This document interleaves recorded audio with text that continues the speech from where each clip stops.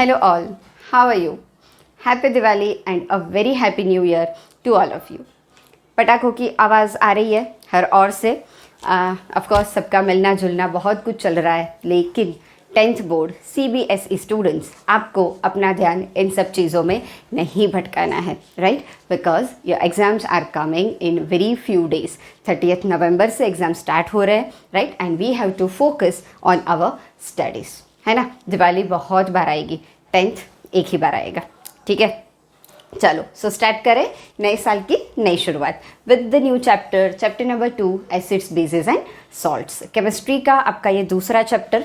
अगर chemical reaction से आपको प्यार है तो this is one more chapter which you will love, ठीक है?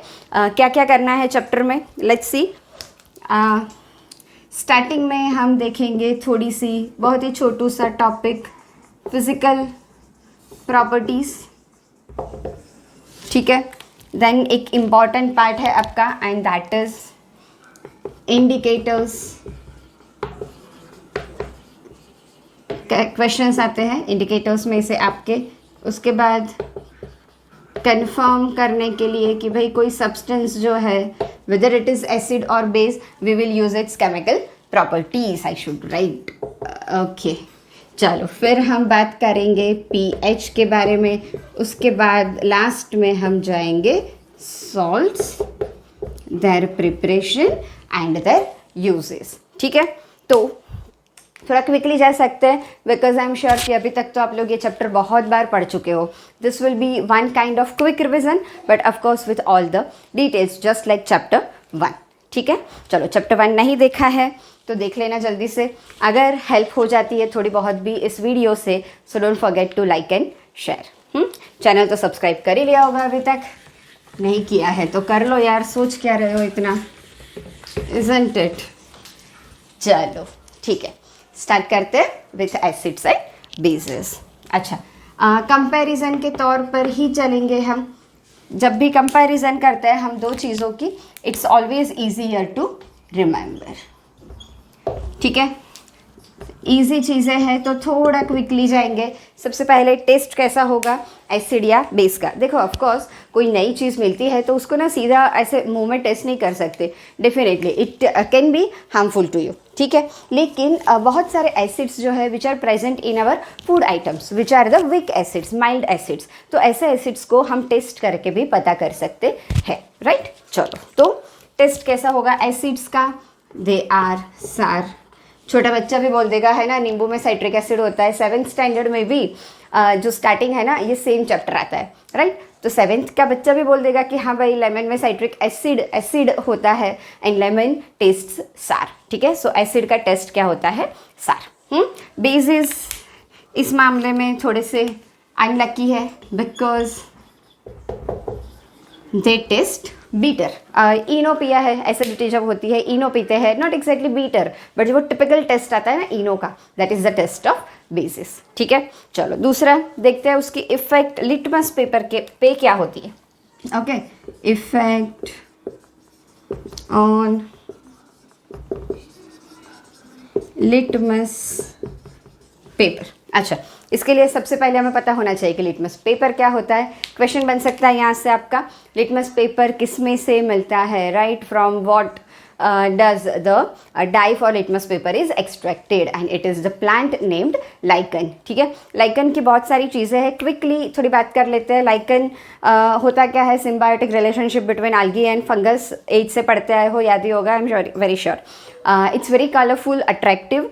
और दूसरा होता क्या है? जो पोल्यूशन बढ़ रहा है आजकल, पोल्यूशन की वजह से लाइकन का ग्रोथ जो होता है वो कम हो जाता है, राइट? सल्फर कंटेंट जैसे बढ़ता है in air, lichens growth go on decreasing. तो पोल्यूशन का रेट पता करने के लिए भी we can track the growth of lichen, right? लेकिन यहाँ पे हम लाइकन का क्या यूज़ करने वाले हैं? लाइकन्स में से हम पर्पल कलर की डाई एक्सट्रैक्ट करते हैं जिसको फिर पेपर में अब्जॉर्ब किया जाता है and then that paper is used as a litmus paper which will indicate whether the substance we are having is acid और अ बेस, ठीक है?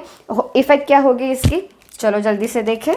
देखो याद रखो, एसिड के बारे में सुना होगा तुम लोग ने, दैट दे आर डेंजरस, है ना। ये नींबू वाले एसिड की बात नहीं हो रही है।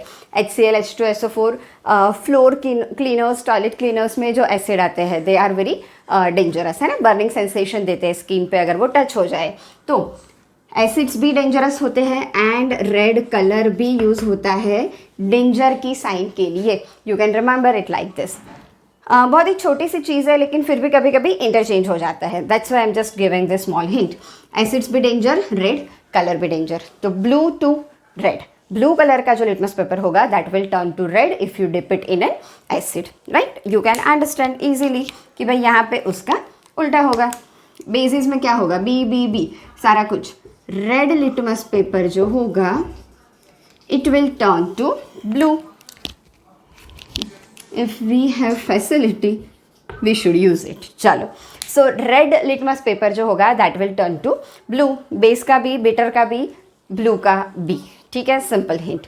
चलो, so this is effect on the litmus paper. Third हमने जो बात की थी अभी, इफेक्ट ऑन इंडिकेटर। अच्छा, इंडिकेटर्स क्या होते हैं? Indicators are simple liquids. In most cases, they are in the liquid form, solution form.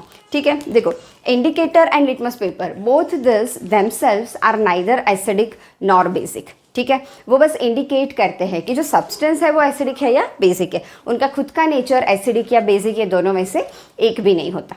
ठीक है, सो इंडिकेटर्स क्या होंगे? डिफरेंट सिंथेटिक इंडिकेटर्स यूज होते हैं इन द लेबोरेटरीज। जो मोस्ट कॉमन है हम वो दो के एग्जाम्पल्स देखते हैं। The first is phenolphthalein. Please check the spelling. I hope it's correct. And the second is methyl orange. ठीक है, this are the most commonly used indicators. नाम आपको याद रखने हैं, राइट। इनफैक्ट इसकी इफेक्ट भी आपको याद रखनी है। देखो, phenolphthalein जो होगा वो क्या करेगा? एसिड में it will give no colour. ठीक है, एसिड है उसमें आपने फिनोल्फथैलीन डाला, there will be no colour change. जबकि फिनोल्फथैलीन में आपने जब बेस डाला, मैं यहाँ पे लिख रही हूँ एसिड एंड बेस, जब आपने बेस डाला तो क्या होगा? Magic, the colourless solution will start giving pink coloured drops. जैसे जैसे ड्रॉप पड़ता जाएगा you will see the pink colour developing in the solution. अगर पिंक कलर मिलता है that means the solution you are having is a base. अगर वो colourless ही रहता है then the solution is acid. ठीक है, चलो। अच्छा, तो होता क्या है? When methyl orange is added to any acid then it's colour will change to orange red.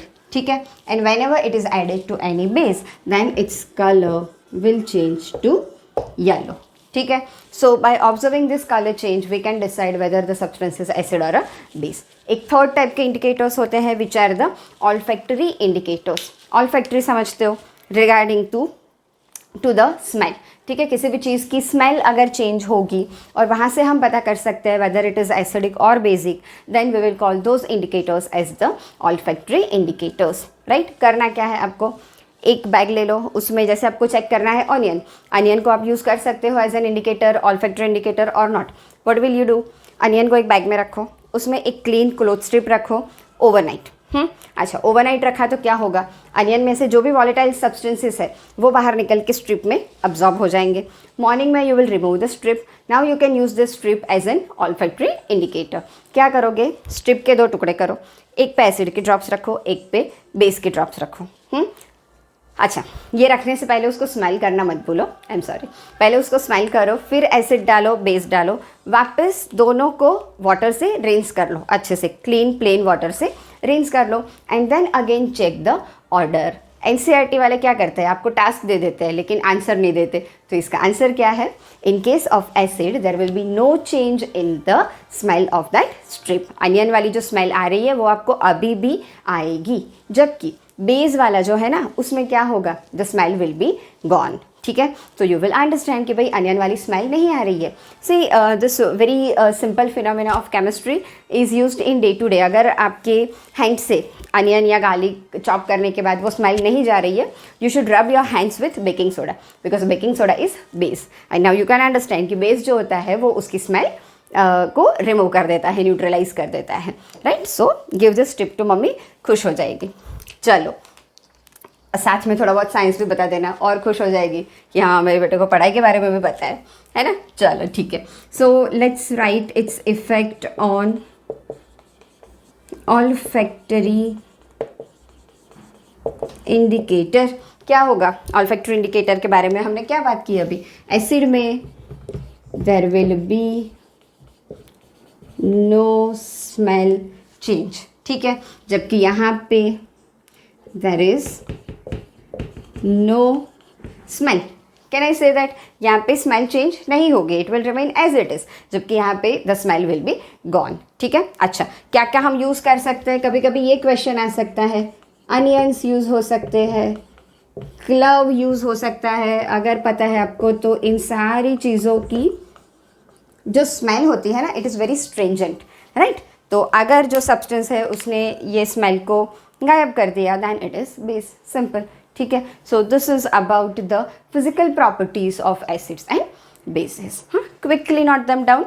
Let's go ahead.